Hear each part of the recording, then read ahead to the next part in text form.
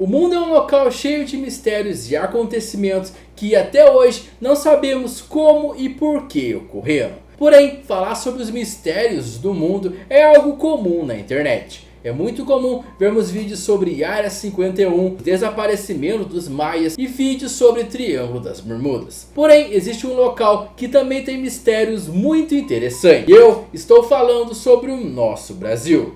Bem, eu sou o Gonço e no vídeo de hoje nós vamos falar sobre os maiores mistérios brasileiros.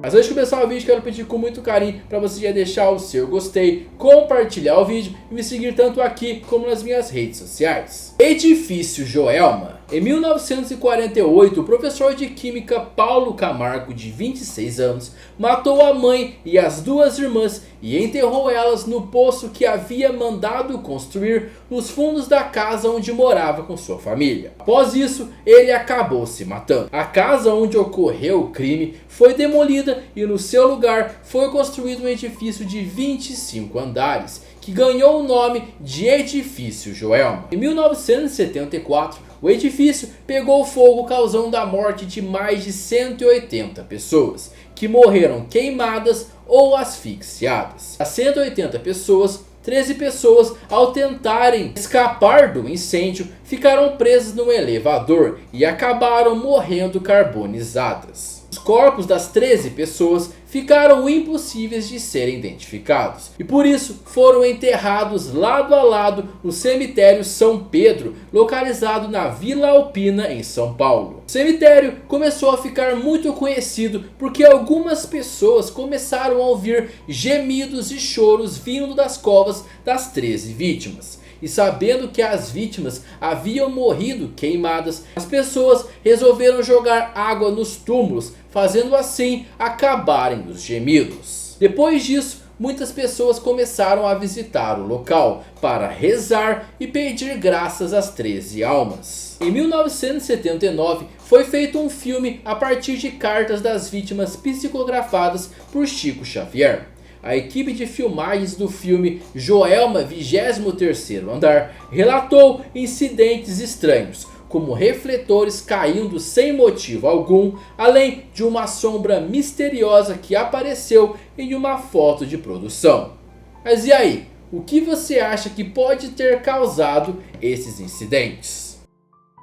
Máscaras de chumbo. Vamos falar sobre um mistério que tem uma mistura de alienígenas e coisas sobrenaturais. Estou falando sobre o caso das máscaras de chumbo. Esse caso conta sobre as mortes não solucionadas de Manuel Pereira da Cruz e Miguel José Viana, dois técnicos em eletrônica brasileiros. Segundo a polícia, os homens partiram da cidade de Campo dos Goytacazes, onde moravam no dia 17 de agosto de 1966, dizendo às suas mulheres que estavam indo para São Paulo para comprar materiais de trabalho. Os homens carregavam na ocasião a quantia de 2.300.000 cruzeiros. Os homens embarcaram em um ônibus, porém foram para Niterói e chegaram na cidade por volta das 2h30 da tarde, onde compraram em uma loja de ferramentas uma capa impermeável e em uma loja de conveniência uma garrafa d'água. Segundo uma funcionária do estabelecimento, Miguel José Viana parecia estar nervoso, como se tivesse hora marcada para alguma coisa. Dali, os homens teriam ido para o local onde foram encontrados mortos 4 dias depois. Os corpos foram descobertos por Jorge da Costa Alves, um jovem de 18 anos que empinava a pipa no local. Os dois homens trajavam ternos, capas impermeáveis e máscaras de chumbo em formato de óculos. No local e nas vítimas não havia sinais de violência. Perto dos cadáveres, a polícia encontrou uma garrafa de água vazia e um pacote com 2 toalhas. Foi encontrado também no bolso de um dos homens um bloco de anotações com símbolos e números que pareciam ser códigos de referência para válvulas eletrônicas. Também foi encontrado passagens de ônibus da aviação Santo Antônio do dia 15 daquele mês e um bilhete da caligrafia de Miguel José Viana, dizendo 4h30 está local determinado. 6:30, ingerir cápsulas. Após efeito, proteger metais, aguardar sinal máscara. 2 meses depois da descoberta dos corpos, um laudo do Instituto Médico Legal mostrou uma causa indeterminada para a morte dos 2 homens, não havendo nos cadáveres qualquer sinal de violência. Devido ao estado de decomposição dos cadáveres, não foi possível realizar um exame toxicológico para descobrir se os homens tinham consumido substâncias tóxicas. Segundo a revista O Cruzeiro, os homens eram amigos de uma pessoa chamada Elcio Correia Gomes, em Campo dos Goytacazes. Esse homem teria supostamente, segundo o pai de Manuel Pereira da Cruz, praticado com os técnicos alguns experimentos com bombas caseiras na sua cidade natal.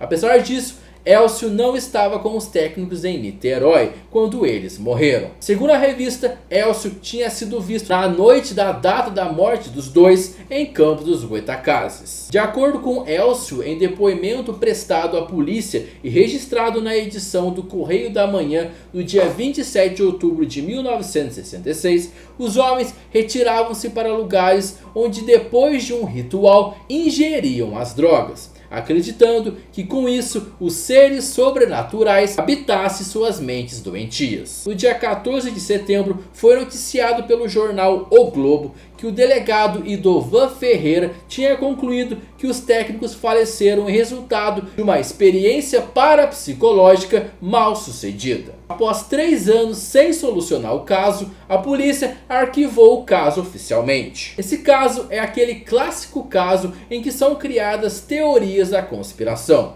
E a teoria desse caso diz que, segundo a revista O Cruzeiro, uma senhora chamada Gracinda Barbosa Coutinho de Souza e seus filhos disseram terem visto um grande disco voador perto do horário da morte dos rapazes. Segundo a revista, o objeto era bem grande, arredondado, tinha tons de laranja e com um círculo vermelho brilhante em toda a sua volta. A teoria ainda diz que Miguel e Manuel foram mortos por um raio de alta potência de origem extraterrestre. O raio teria saído do disco voador e teria permanecido sobre o local por alguns minutos, exatamente na hora dita como a hora da morte dos rapazes. Os homens teriam utilizado as máscaras para se protegerem dos fortes raios luminosos que poderiam surgir no esperado encontro. Entretanto, ainda dentro dessa teoria, existe uma hipótese de que eles morreram por overdose de drogas. Segundo Elcio Correia Gomes,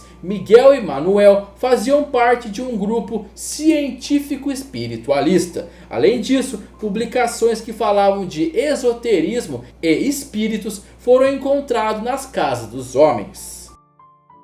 Forte de Itaipu. Vamos falar agora sobre um acontecimento que tem um vídeo no meu canal explicando detalhes. Esse vídeo aqui eu vou contar de uma forma resumida o que foi esse acontecimento e qual o mistério em volta dele. Bem, se você quiser conhecer com mais detalhes, é só clicar no link aqui do card. A história do Forte Itaipu foi publicada pela primeira vez em inglês pelo ovinologista e médico brasileiro Olavo Teixeira Fontes, na revista estadunidense The April Bulletin, de setembro de 1959. E diz que em 4 de novembro de 1957, às 2 horas da madrugada, um OVNI brilhante alaranjado vindo do céu aproximou-se do Forte Itaipu, que se localiza em Praia Grande, no estado de São Paulo, e ficou pairando sobre o local, sendo observado por 2 sentinelas que faziam a vigia do local. O objeto parecia ser silencioso, mas com a aproximação, os sentinelas ouviram um zumbido distinto vindo dele. Pouco depois, uma onda de calor insuportável atingiu os 2 soldados. Um desmaiou e o outro começou a gritar. Os gritos eram tão altos que acordaram toda a tropa, disparando um alarme em todos os lugares. Um dos primeiros oficiais a chegar era um médico militar. E após um breve exame, viu que os 2 sentinelas estavam gravemente queimados e ordenou que os homens os levassem imediatamente para a enfermaria. Já o OVNI desapareceu logo depois. Bem, a história é bem doida e até parece ser algo real. Porém, em 2008, uma pesquisa feita pelo ovinologista Edson Boaventura Jr. comprovou que todo o caso foi inventado pelo médico que publicou o caso, Olavo Teixeira Fontes. O médico inventou o caso para fazer fama nos Estados Unidos. Uma pista de que o caso era inventado era o fato de que jamais se soube o nome dos sentinelas que teriam sofrido queimaduras naquela madrugada.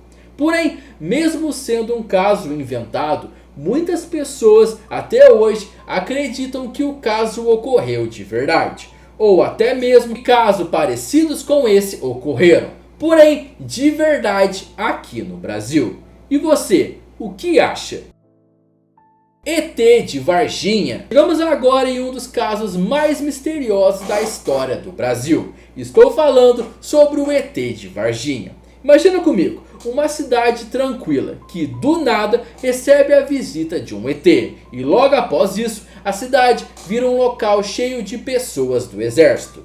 Bem, isso foi o que aconteceu na cidade de Varginha. Em janeiro de 1996, as amigas Liliane Silva, Valquíria Silva e Kátia Xavier, moradores da cidade de Varginha, no estado de Minas Gerais, viram em um terreno baldio o que parecia ser uma criatura com um aspecto humanoide. Porém, a criatura tinha uma pele marrom viscosa, olhos grandes e vermelhos e 3 chifres na parte superior da cabeça. As meninas avisaram as autoridades sobre o ser e rapidamente a polícia conseguiu capturá-lo. Poucos dias depois da aparição do ser, um policial que estava envolvido na captura da criatura morreu de uma infecção generalizada. Para deixar tudo ainda mais misterioso, as autoridades informaram que o que as amigas tinham visto, na verdade, era um morador da cidade com problemas psicológicos, tentando de alguma forma distrair a atenção do público. O caso foi muito divulgado pela mídia e confirmado pelas amigas e também por outros moradores da cidade diversas vezes. Moradores da cidade até hoje, quando são perguntados do caso, relatam que no dia houve uma movimentação muito estranha da polícia militar e do corpo de bombeiros.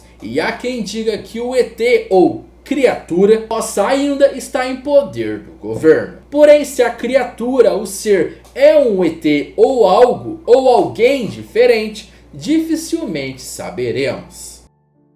Chupa-cabra. Para terminar os casos misteriosos, vamos falar sobre uma criatura que ganhou bastante fama aqui no Brasil. E essa criatura pode até ser considerada uma criatura folclórica. Estou falando do chupa-cabra. O chupa-cabra é uma criatura que ganhou fama na década de 1990. Por conta da recorrência das mortes de várias cabras e outros animais nas fazendas dos países americanos. Não só no Brasil. Os animais amanheciam com pequenos furos pelo corpo e com o sangue totalmente drenado. O animal nunca foi realmente gravado ou fotografado. Porém, quem já disse ter visto a criatura, descreve ela de várias formas. Seja pequeno com espinhos nas costas, ou seja do tamanho de um pequeno urso e com garras. Na época que ocorreram esses casos do suposto chupa-cabra, os casos foram amplamente cobertos pela mídia e todas as pessoas morriam de medo só de ouvir o nome chupa-cabra. Bem, mas esse foi o vídeo de hoje. Agora eu quero saber de você.